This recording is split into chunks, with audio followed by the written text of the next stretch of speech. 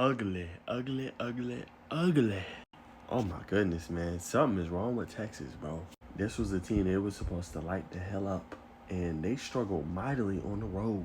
Credit to the defense, though, and that defensive line for Texas at the end of that game. Obviously, getting that goal line stand, man, bro, that was massive for the defensive line and for the team, man. 4th and goal, you get the stop. Offense didn't even get no yards and kicked the field goal by Mason Shipley. You'll take it. Defense obviously showed you that you're always in the game, that whether your offense is struggling or not, you'll have a chance. The problem for Texas, though, man, the quarterback has not been good this year. Arch was supposed to be that dude for the Longhorns. He's supposed to take that next step forward, and he's supposed to, lead them boys. This game alone, probably one of his worst starts of his career. Now, probably first true road test besides the Ohio State game.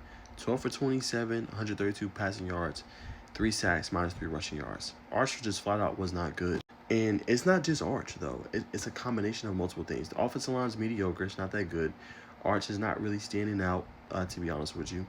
And the receivers are still not creating a lot of separation. Your best receiver is Parker Livingstone.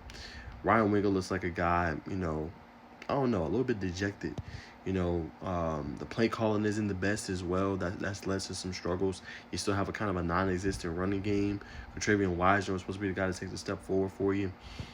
Non-existent running game. So Texas has a lot of issues, man. Like I said, defensively, when you look at Anthony Hill, led him in tackles with 12.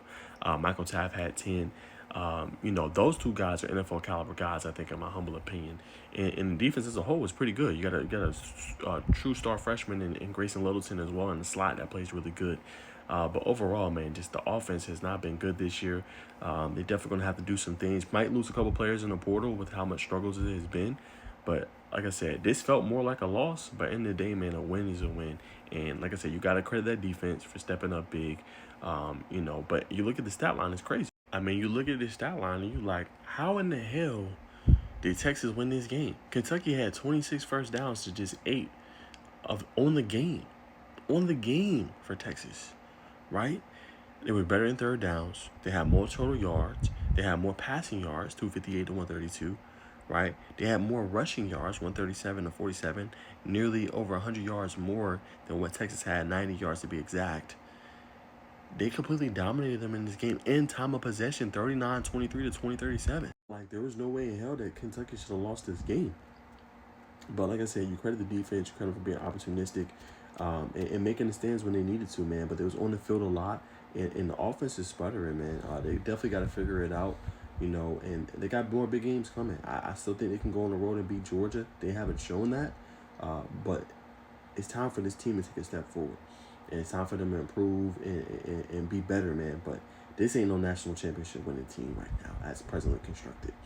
Can it turn around? We'll find out. We'll see. But that was an ugly win, for Texas. You'll take it. I don't know how much they'll move up, man. But Kentucky was one of the worst defenses in the country, especially in the SEC when it came to stopping people. And they shut you down for only 16 points under 200 yards. They ain't going to cut it.